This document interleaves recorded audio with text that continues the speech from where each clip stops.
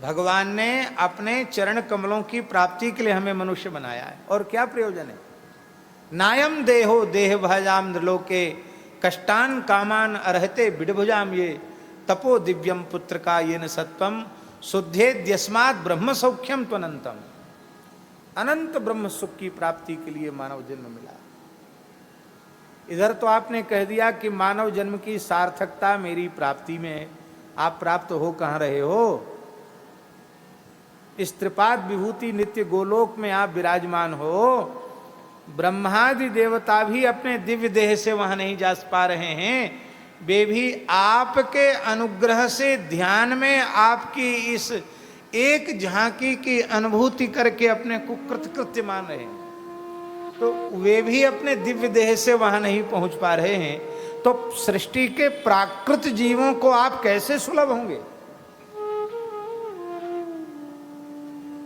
इधर आपने कह दिया कि देह इंद्रिय आदि का फल मेरी प्राप्ति है, मेरा अनुभव है, और इधर आपने अपने संविधान में घोषणा कर दी कि मैं मन का विषय नहीं, मैं वाणी का विषय नहीं, मैं इंद्रियों का विषय नहीं।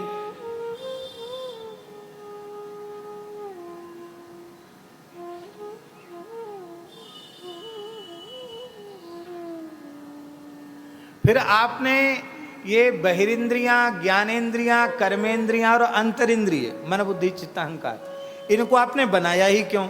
जब इनके विषय ही आप नहीं बन सकते तो आपने इनको बनाया क्यों?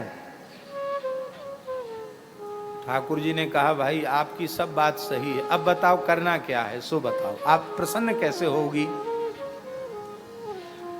बोले एक ही बात से राजी हम, तो सब जीवों को सुलभ हो जाइए, इतने दुर्लभ मत बने रहिए, थोड़े नीचे उतरिए।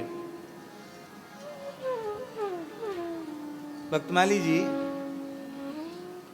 कोई महानुभाव बहुत ऊपर बैठे हैं और अंतिम सीढ़ी पर कोई व्यक्ति खड़ा है और वो मिलना चाहता है और वो उसमें सामर्थ्य नहीं है कि वो उतने ऊपर चढ़कर उन महापुरुष से मिले।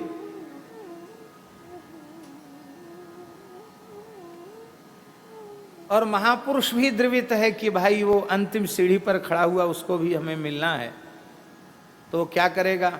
उसे अपने उच्च सिंहासन से उतरकर उस अंतिम सीढ़ी तक पहुंचना होगा,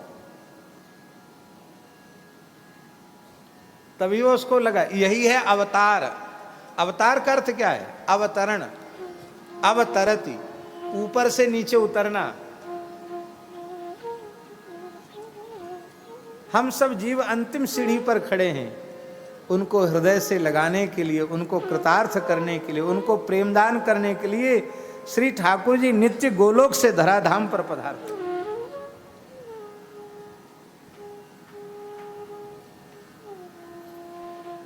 श्री ठाकुर जी के समस्त गुण श्री जी की कृपा से ही इस भूमंडल पर प्रकट होते हैं। श्री जी की प्रार्थना से वे प्रकट होते हैं, और प्रकट होने से बड़ा लाभ होता है, उनके गुणों का प्राकट्य होता है। अब वैकुंठ गोलोक साकेत में भगवान का दीन बंधुत्व प्रकट ही नहीं हो सकता। वहां कोई दीन ही नहीं है, वो दीन बंधु कैसे कहलावेंगे? वहां कोई दुखी ही नहीं है तो भगवान दया किस पर करेंगे? वहां कोई पतित ही नहीं है तो श्री ठाकुर जी किस पतित को हृदय से लगाकर पतित पावन कहलावेंगे? वहां कोई आर्त ही नहीं है तो आर्तत्राण परायण भगवान कैसे बनेंगे?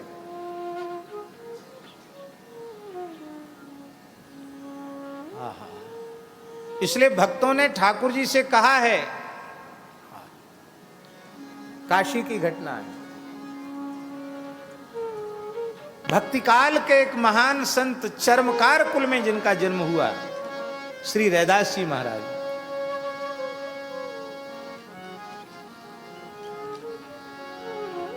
रैदास जी का काशी में प्रबल विरोध हुआ।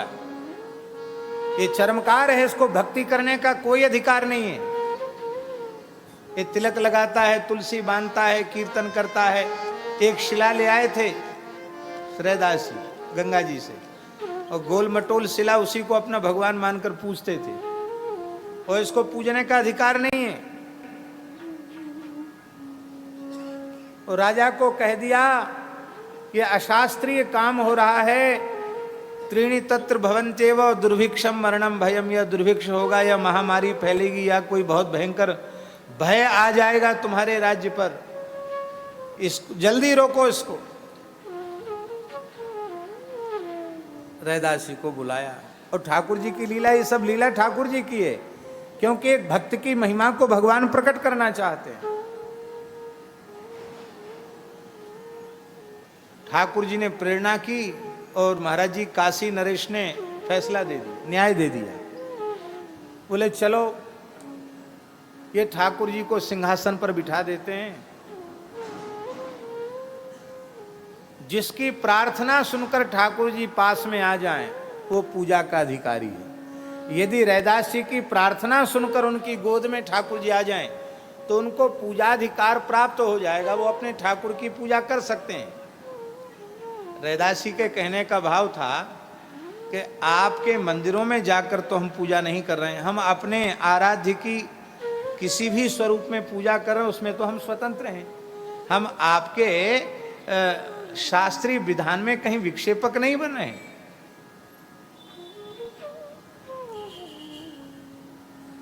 उन महानुभावों ने सोचा कि भला रैदास की गोद में क्यों आने लगे ठाकुर जी। बोले अच्छा ये बात ठीक है महाराज। वेद मंत्र का उद्घोष करते करते, सस्वर पाठ करते करते उनके कंठ शुष्क हो गए, पर ठाकुर जी हिले ही नहीं, हिले नहीं, क्योंकि भले ही वे सब बड़े पवित्र बाडव, शास्त्रीय भाषा में उनको बाडव कहा जाता, बाडव ब्राह्मण काशी के परम वैदिक, लेकिन जो सरल विश्वास रैदास जी के हृदय में है वो सरल विश्वास उनके हृदय में नहीं था। उनकी तो भगवत स्वरूप में पाषाण बुद्धि थी, ये साक्षात सच्चिदानंद भगवान है, ये भाव उनके भीतर नहीं था। उनके गले सूख गए, ठाकुर जी हिले ही नहीं।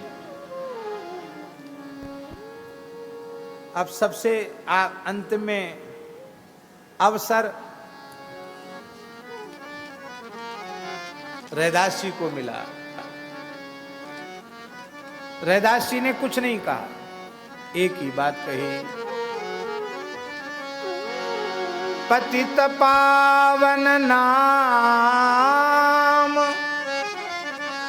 आज साच कीजिए। हे प्रभु अवसर मत चूकिए, आज एक पतित आपके सामने है, इसको हृदय से लगाकर इसको अंगीकार करके आप पतित पावन नाम सत्य कर लीजिए। पतित पावन नाम आज साच कीजिए, विलंब छाड़ी आइए। या तो विलंब त्याग कर आ जाइए, और नहीं आते हैं तो कि तो बुला लीजिए। आप नहीं आते हैं तो एक इशारा कीजिए, ये प्राण आपके चरणों में पहुंचने के लिए छटपटा रहे। ठाकुर जी आए और हृदय से लग गए।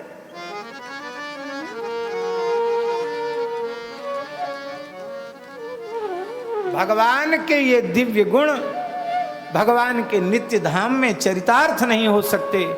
भगवान के ये दिव्य गुण तो इस धराधाम पर जब ठाकुर जी प्रकट होकर लीला करेंगे तभी प्रकट होंगे, तभी चरितार्थ होंगे।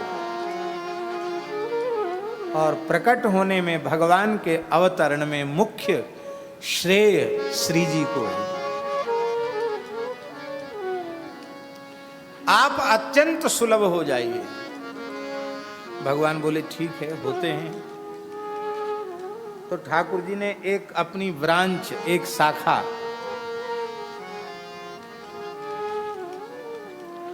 ब्रह्मलोक के ऊपर स्थापित कर दी, सत्यलोक के ऊपर। उसका नाम है रमा वैकुंठ।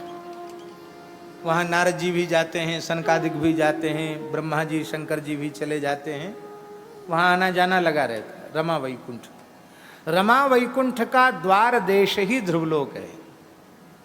रमया प्रार्थ्यमानेन, भागवत जी में कहा। ठाकुर जी ने कहा अब तो हम सुलभ हो गए। श्री जी ने कहा यहाँ भी मुख्य मुख्य देवता ही आते, सब नहीं आते यहाँ, ज्यादा मत बनाइए और सुलभ होइए, थोड़ा और नीचे उतरिए। तो ठाकुर जी श्वेत द्वीप में आकर विराज गए। श्वेत द्वीप वैकुंठ है, क्षीराब्धि में भगवान आकर के विराज गए। बोले अब तो हम सुलभ हैं। श्री जी ने कहा इन प्राकृत नेत्रों से न क्षीर सागर का दर्शन हो न श्वेत द्वीप का दर्शन हो, तो आपका दर्शन कहां से होगा? वो पहुंचेगा कोई जीव वहां कैसे? तो भगवान बोले बात ठीक है भाई, क्षीर समुद्र के मध्य में है, चलो पर्वत के ऊपर बैठ जाते हैं। तो भगवान ने भौमा पुरुष वैकुंठ प्रकट कर दिया, जिसको लोकालोक पर्वत के ऊपर है, जहां ब्राह्मण पुत्र को लेने के लिए भगवान अर्जुन को लेकर के गए। अब तो हम सुलभ हो गए। बोले अभी भी सुलभ नहीं हो, अभी भी दुर्लभ हो। अर्जुन साक्षात नर ऋषि हैं, आपके स्वरूप ही हैं, पर आपके अनुग्रह के बिना भी वहां नहीं पहुंच सके, तो सामान्य जीव वहां कैसे पहुंचेगा? आप तो दुर्लभ हैं।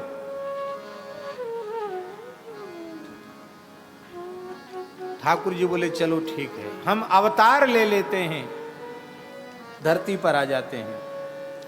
अपने धाम को श्री वृंदावन, अयोध्या, श्री पंढरपुर आदि के रूप में अपने नित्य धाम को इस धरती पर ही प्रकट कर देते हैं। अब तो सुलभ हो जाएंगे। बोले प्रभु उस समय अवतार काल में ही सुलभ होंगे, बाद में सुलभ नहीं होंगे, सबको सुलभ तो नहीं होंगे। और धाम में भी सब जीव कहां पहुंच पाते हैं, अभी भी आप दुर्लभ हैं, और सुलभ बनिए। ठाकुर जी बोले अब बिल्कुल आपकी शिकायत हमेशा के लिए समाप्त ही कर देते हैं। अब मैं सभी प्राणियों का अंतर्यामी बनकर विराजमान हो जाता हूं। भगवान सबके भीतर विराजमान हो गए। बोले अब तो हम सुलभ हैं, अब तो कहीं दूर है ही नहीं, जहां पर खोजो वहीं मिलूंगा, एक पल की तलाश में, भीतर ही है अंतर्यामी। श्री जी बोली आप बहुत बहकाना जानते हैं, ये तो ऐसा समाधान हुआ जैसे आपको बड़ी जोर की प्यास लगी और आपने कहा कि महाराज जी प्यास लगी है। हमने कहा कोई बात नहीं, प्यास लगी है, जहां आप बैठे हैं वहीं पानी है, थोड़ा कुआं खोदिए, पानी निकलेगा, फिर पी लेना। समाधान हुआ आपका। बात तो झूठी नहीं है, जहां कहीं आप बैठे वहीं पानी है, भले ही 1000 फीट पर हो, पर जहां कहीं आप बैठे वहां जल है अवश्य, पर की पिपासा उससे शांत नहीं हो सकती। उस प्यासे को तो कहना पड़ेगा लीजिए, सुंदर सुमिष्ट मीठा ठंडा जल है, पीजिए, यह समाधान हुआ। श्री जी की प्रार्थना पर ही श्री ठाकुर जी राधा वल्लभ लाल के रूप में विराज रहे, श्री बिहारी जी के रूप में विराज रहे हैं, श्री पंढरीनाथ जी के रूप में विराज रहे हैं, श्री राधा रमण लाल जी के रूप में विराज रहे हैं, श्री राधा दामोदर जी के रूप में, श्री राधा श्याम सुंदर जी के रूप में, श्री राधा मदन मोहन जी के रूप में, श्री राधा गोविंद देव जी के रूप में विराज रहे हैं, श्रीनाथ जी के रूप में विराज रहे हैं।